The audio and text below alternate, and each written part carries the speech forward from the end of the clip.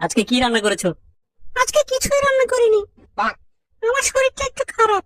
আজকে একটু বাহির থেকে খাবার আনাও না প্লিজ। আরে তোমার সব সময় একই কাহিনী। যখনই জিজ্ঞেস করি তখনই তোমার শরীর খারাপ। কিছু রান্না করনি তো আর কি আর করা, বাইরে থেকেই নিয়ে আসতে হবে।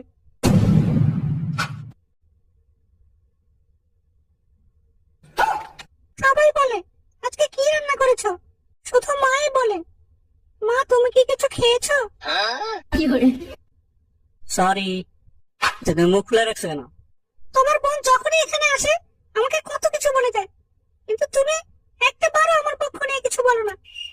তুমি তো জানোই দু একদিনের জন্যই আসে আমার বোন, আর এইসব ছোটখাটো বিষয় নিয়ে ওকে কি বলবো, বোঝার চেষ্টা করো।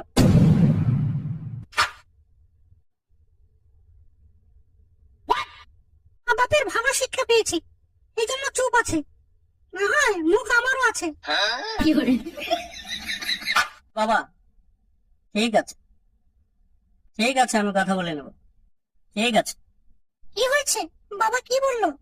না তেমন কিছু না, এটা আমাদের বাড়ির কিছু পার্সোনাল ম্যাটার, তুমি বুঝবা না।